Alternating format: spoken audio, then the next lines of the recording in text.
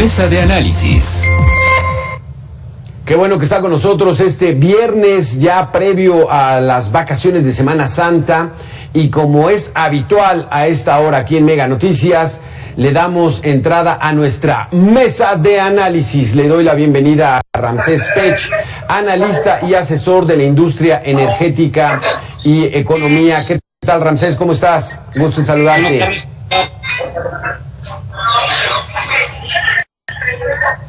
Y también está con nosotros Tonatiuh Martínez, profesor de la Facultad de Economía de la Universidad Nacional Autónoma de México. Gracias, Tonatiuh, por estar con nosotros.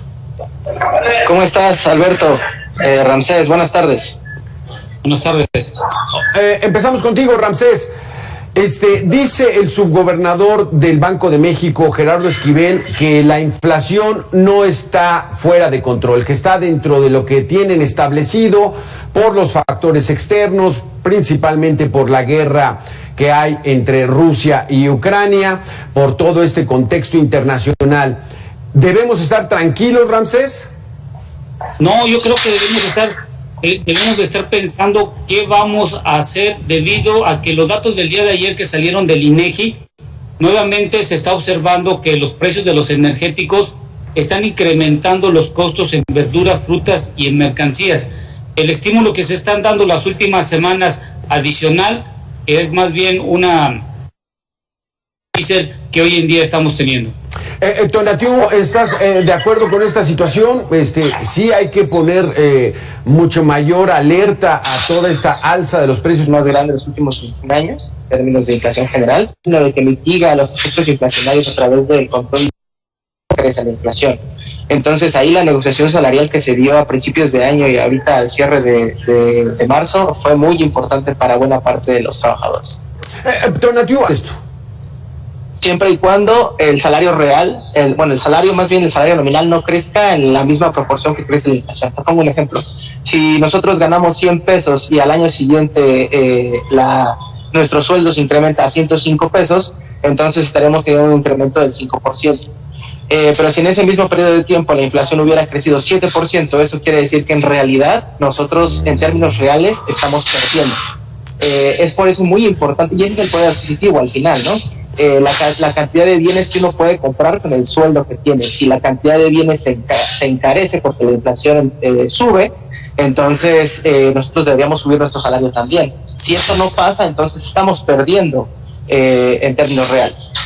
Ramsés, el poder adquisitivo en su nombre lleva la esencia, es la capacidad de compra que puede tener una persona para adquirir bienes y servicios, pero también la pérdida de valor de la moneda va relacionado. O sea, ya una ama de casa sabe que con 500 pesos hace 6 meses pues compraba muchas cosas, ahora con 500 pesos no le alcanza para nada. No, y creo que también hay que visualizar, creo que en las últimas semanas, creo que le comentaron en la Ciudad de México que querían aumentar el costo del transporte público y ciertos servicios que se dan del transporte. Esto incrementaría todavía más y reduciría el poder adquisitivo.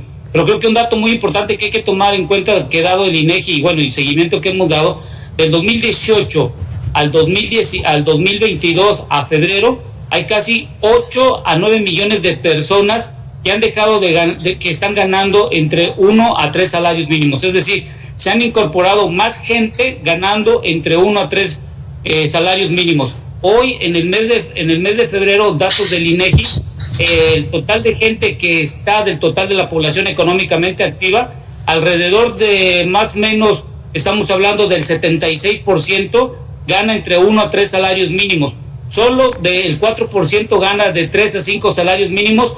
Y lo que tenemos que entender es que muchas de las empresas que anteriormente, antes de la pandemia, estaban en crecimiento ante la contracción, han decidido ya no tener al mismo personal, y al personal nuevo que están contratando le están reduciendo cuando menos el 30% del salario.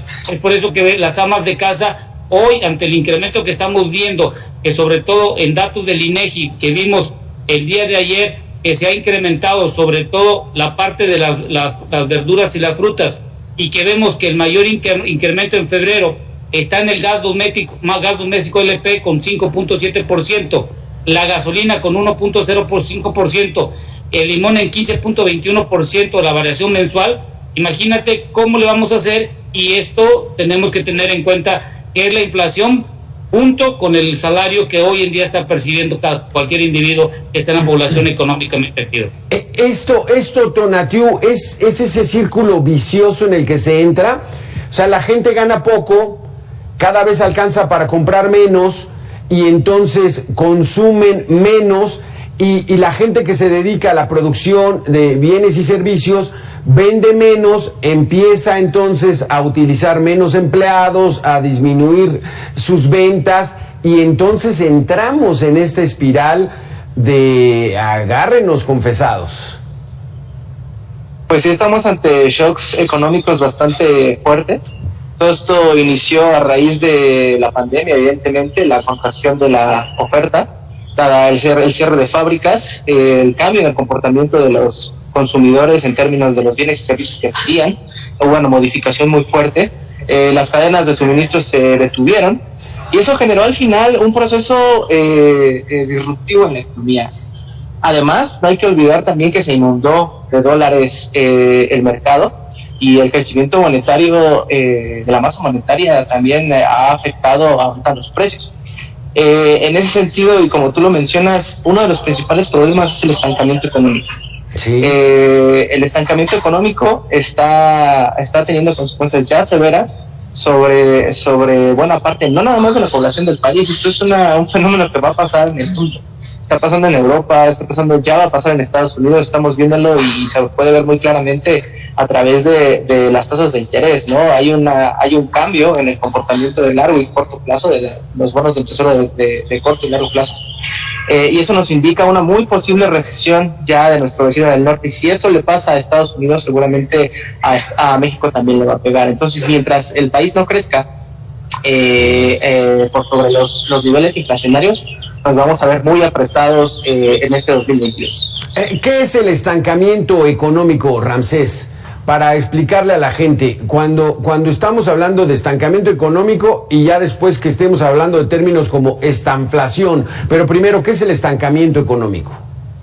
Bueno, lo que tenemos es que mucha gente nos ha dicho que tenemos una falta de crecimiento económico, y con lo que conlleva es que la economía se mantiene, por así decirlo, circulando con el mismo flujo de efectivo. No hay un crecimiento en cuanto al dinero que esté circulando, y esto es lo que nos conlleva, y lo hemos visto con el anunciamiento del día de ayer, que México ha salido dentro de los últimos 3 años, dentro de los mejores países, los 25 de la inversión extranjera directa. Esto significa que no tenemos flujos adicionales, o las mismas empresas que están en nuestro país no mantienen o sacan su dinero, y esto lo que nos está haciendo es que el flujo no se mantenga en crecimiento, y con esto conlleve a que exista una mayor cantidad de dinero que pueda estar circulando para una economía. Creo que hay que diferenciar dos cosas muy importantes. Una cosa es el desarrollo económico, que mucho en México lo hemos dejado de invertir, y lo vemos en el presupuesto, porque en el presupuesto el desarrollo económico no pasa el 27% del total del gasto que se tiene. Y otra cosa es el crecimiento económico, que está ligado a los datos macroeconómicos y al Producto Interno Bruto. Y creo que hoy en día lo que tenemos que entender es que si no tenemos una apertura o una forma de que puedan venir más empresas, que puedan instalarse, y con ello de tener una mayor cantidad de recaudación de impuestos, yo creo que en los precriterios que acaba de presentar la Secretaría de Hacienda Crédito Público va a estar muy complicado el 2022, aunado a que hay una gran incertidumbre en México de poder venir a invertir. Y lo otro es que no sabemos si realmente la Secretaría de Hacienda Crédito Público pudiese lograr tener toda la recaudación necesaria, al no tener una mayor empresas que pudieran tener una mayor entrada de impuestos al país. Tonatiuh Martínez, entonces pasemos a ese término que ya se maneja entre algunos especialistas. ¿Podríamos estar ya en la estanflación? Esto es una combinación del estancamiento económico y una inflación descontrolada, pero explícanos. No, desde mi punto de vista no. Sí, como lo mencionas, es la suma de estas dos variables, estancamiento económico e inflación. La famosísima y no deseada estanflación. ¿Qué está pasando y por qué no creo que nos encontremos técnicamente, de hecho, no nos encontramos en ese escenario? los más recientes datos del Producto Interno Bruto y los economistas más reconocidos del país pues así lo mencionan. No estamos en estancamiento económico, caminamos hacia allá desafortunadamente, y esto no es una situación nacional o local, es una situación internacional y se debe a la integración económica que hemos llevado durante décadas. El principal problema que yo veo a corto plazo es Estados Unidos. Estados Unidos todavía tiene variables que lo sostienen. Sin embargo, las tasas de interés que yo mencionaba hace un momento es el principal problema que estamos viendo. Si esta situación se mantiene y la Reserva Federal al final termina por romperlo todo, seguramente a Estados Unidos le va a ir mal. Y si a Estados Unidos le va mal, a México le va a ir mal, pero no por una situación del gobierno federal, sino por nuestra relación, la integración de las cadenas comerciales que tenemos. Entonces, regresando a la parte de la estanflación se dará si el indicador de la inflación se mantiene a la alza. Seguramente en los siguientes meses veremos un poco más de inflación, y esto se debe también al conflicto entre Rusia y Ucrania. Sí, entonces, Ramsés, pero como lo dice Tonatiuh, pues no estamos ahorita, pero puede que lleguemos a esa tan temible estanflación. Bueno, la pregunta no es qué tanto que si lleguemos o no, la pregunta es qué tanto nos vamos a adaptar ante los cambios geopolíticos que han sucedido en los últimos 45 días. Estamos viendo que varias monedas se han depreciado, el dólar hemos visto que ha tenido una depreciación respecto a nuestra moneda, pero esto, ojo, es algo momentáneo.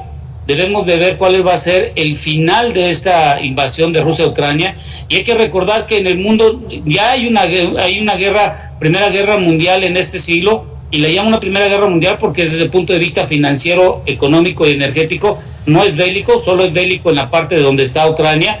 Pero realmente hoy lo que estamos viendo es que las economías se están moviendo. Estamos viendo países de la OPEP que están tratando de mantener la producción, incrementándolo. Estamos viendo un Estados Unidos que está arriesgando, no de un punto bélico, sino desde un punto de vista energético, colocando y poniendo reservas en el mercado mundial. Y estamos viendo países de la Agencia Internacional de Energía, de los 31 países que también van a colocar reservas. Entonces lo que estamos viendo es México qué está haciendo, o qué va a arriesgar, o cómo se va a adaptar ante estos cambios que están viniendo en el corto plazo. Aquí es importante establecer, un país depende de cuánto flujo de efectivo tiene que esté circulando de su economía. Okay. Y si nosotros no tenemos ese flujo, imagínate cómo le vamos a hacer todos nosotros si ganamos menos. Hay menos dinero que esté circulando, hay menos divisas por inversión extranjera directa que esté entrando, y ahora hay que aunarle todavía el TEMEC, que posiblemente la siguiente administración creo que va a tener un gran problema, porque van a tener que discutir si lo confirman o no, porque hemos de recordar que en el 2020 que se firmó, lo que es la cuestión energética no estaba incluida en el anterior tratado, y hoy sí está incluida, y la pregunta aquí es, ¿qué vamos a hacer si nosotros somos dependientes de Estados Unidos en el gas natural y cierta cantidad de combustibles que tenemos de importación? Aquí esto que dice Ramsés Tonatiuh va en el sentido de la coyuntura que estamos viviendo. O sea, la ley de la industria eléctrica y la reforma energética que está proponiendo el gobierno federal, pues está prácticamente como que desincentivando la inversión que venga del extranjero, y entonces pues nos está metiendo en un embrollo, ¿o no es así? Desde mi punto de vista, no, la reforma energética propuesta por el presidente, de hecho la ratificación que nos acaba de dar la Suprema Corte de Justicia el día de ayer a la constitucionalidad de la ley de la industria eléctrica es un paso adelante para el país. También la reforma constitucional que se propone, sobre todo por el tema del litio, asegurarlo como un recurso energético de primer nivel para el país, también nos va a fortalecer. Y no hay que olvidar que las empresas van a seguir invirtiendo en este país. A ver, estamos hablando de que México tiene salida a los dos océanos, relación con Estados Unidos, somos su socio más fuerte. En términos geográficos, estamos en un lugar bastante importante en el mundo. Tenemos una población muy grande, arriba de 128 millones de personas, pertenecemos al G20. Si las empresas quieren hacer las cosas bien, las van a hacer, y no hay por qué pensar que la reforma las va a sacar del partido. De hecho, les va a dejar la reforma constitucional plantea que todavía el 46% de la generación va a quedar en su cancha. Entonces, la reforma energética va más bien en el camino de asegurar la seguridad energética.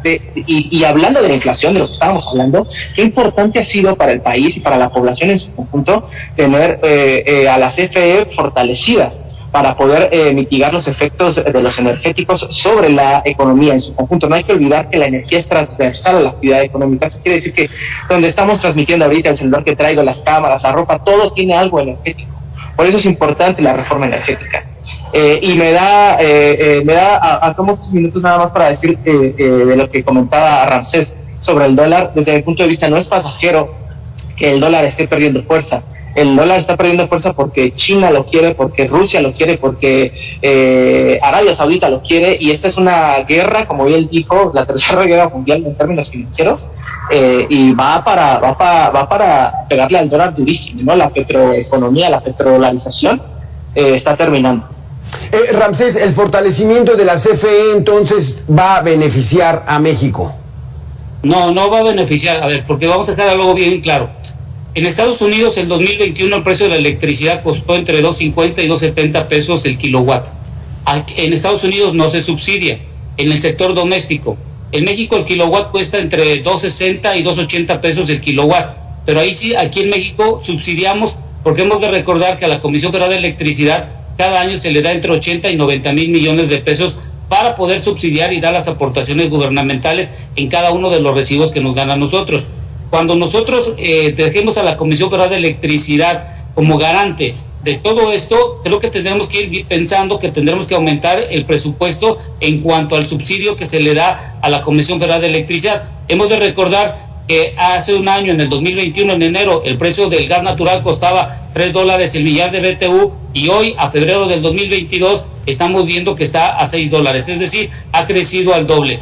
Entonces, lo que hay que entender otra cosa es muy importante, que ayer en la Suprema Corte lo que se dictaminó, y eso sí me gustó bastante, es que le dieron la razón a la Comisión Reguladora de Energía, que ella es la garante técnica para decidir el cálculo de cuánto debe costar la electricidad, hacer los cálculos, dar los permisos y todo lo demás, y al SENACE lo dejaron como es la encargada de hacer el despacho y controlar el balance en nuestro país, cosa que lo que se va a discutir la próxima semana dice que el SENACE tiene que integrarse a la Comisión Federal de Electricidad y la CRE tiene que desaparecer. La Suprema Corte ya dio que la CRE es importante que esté fuera de todo en forma autónoma y junto con el SENACE, igual como están hoy en día. Entonces creo que lo que hay que revisar en la Suprema es no solo lo que se está por venir de amparos, porque lo que se va a quedar es que no todo fue aprobado por unanimidad, sino que deja cierto preámbulo si alguna empresa, ya sea CFE o un privado, puedan meter un amparo y con ello poder tener una mayor cantidad de litigios.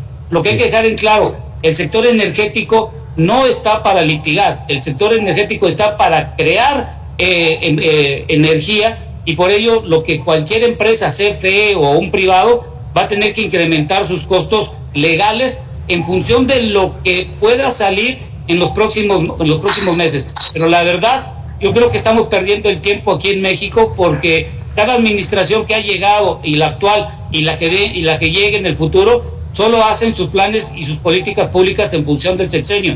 No hay un plan de nación de largo plazo, y esto me conlleva a que la transición energética que ya inició desde hace 45 días con la invasión, no sé cómo le vamos a hacer para poder adaptarnos en forma rápida. Tonatiuh, por último, esta política de subsidiar, esa película ya la vimos, o sea, cuando el Estado se dedica a subsidiar, tarde o temprano deviene en una crisis terrible, porque pues no se puede estar manteniendo a las empresas del Estado con el impuesto de todos, cuando pues lo que muchos apuntan es que haya inversión, para que haya dinero fresco, para que haya mayor dinamismo en la economía, ¿no? Fíjate que es bien interesante esta parte que comentas, es una muy buena pregunta. Mencionaba Ramsés 80,000 millones de pesos. Al año la Comisión Federal de Electricidad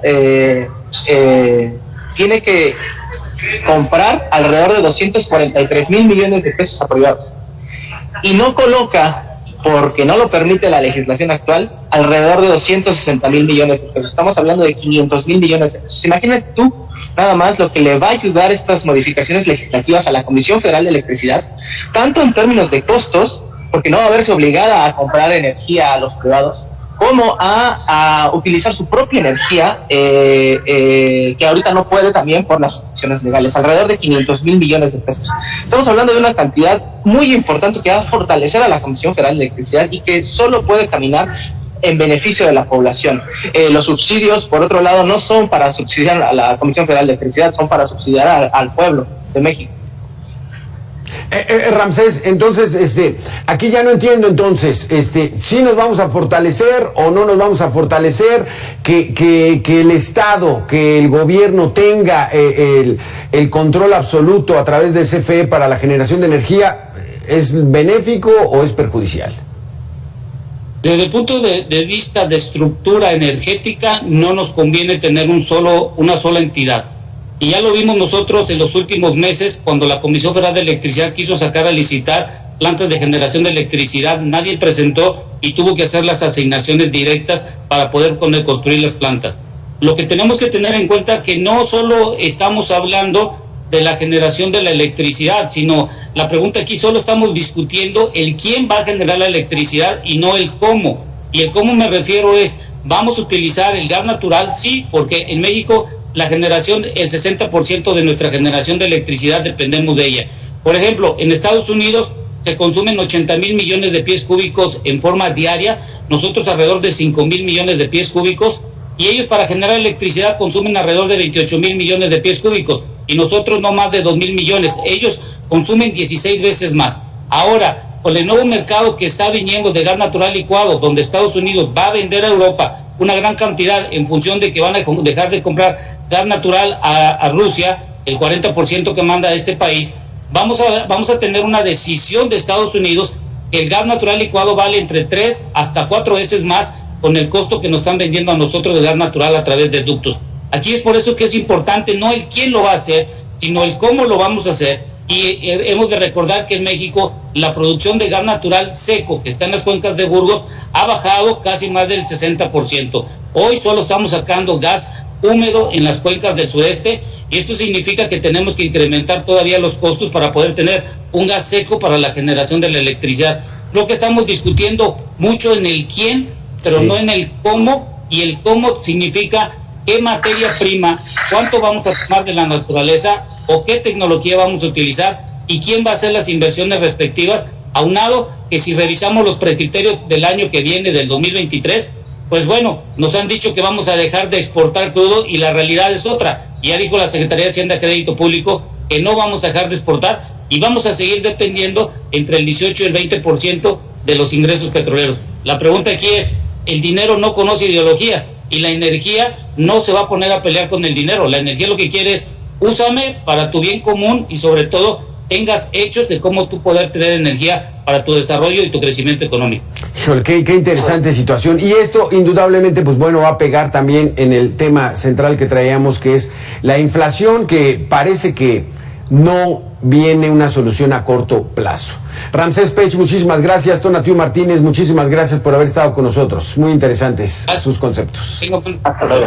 Muchas gracias.